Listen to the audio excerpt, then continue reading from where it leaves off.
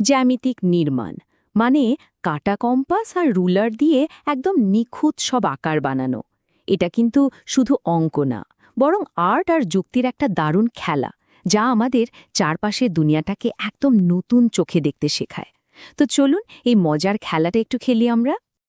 এই সমস্যাটা আমাদের সবার পরিচিত, তাই না? যখনই কোনো যন্ত্রপাতি ছাড়া একদম নিখুঁত কিছু আঁকতে যাই, দেখা যায় কোথা না কোথাও একটু তো গড়বড় হয়েই যায়। একবারে জটিল ডিজাইনগুলোর দিকে তাকান। খালি হাতে কি এমন নিখুঁত জিনিস তৈরি করা সম্ভব? একটা ছোট্ট ভুলের জন্য পুরো ডিজাইনটাই কিন্তু নষ্ট হয়ে যেতে পারে।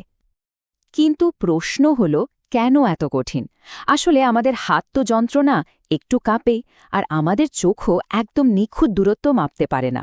ঠিক এখানেই কিন্তু জ্যামিতির যন্ত্রপাতিগুলোর আসল জাদুটা লুকিয়ে আছে। আর এই জাদুর জগতের প্রথম চাবিকাঠি হল কাঁটা কম্পাস।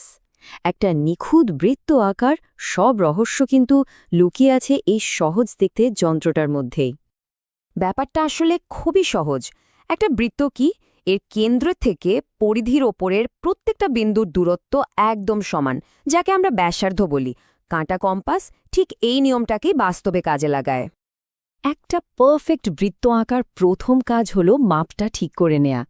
ধরুন আমরা ৪ সেন্টিমিটার ব্যাসার্ধের একটা বৃত্ত আঁকব।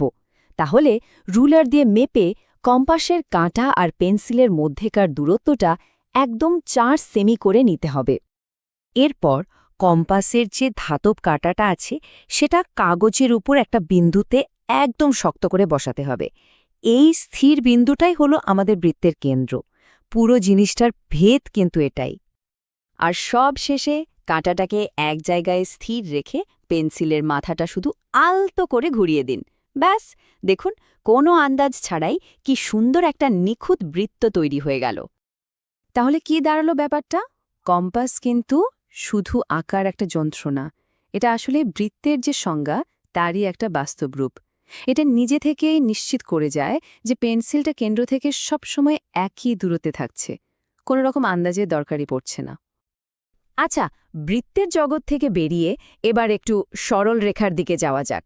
বর্গক্ষেত্র বা আয়তক্ষেত্রের মতো আকারগুলো কিন্তু নিখুঁতভাবে বানানোর জন্য কিছু সহজ নিয়ম মেনে চলতে হয়।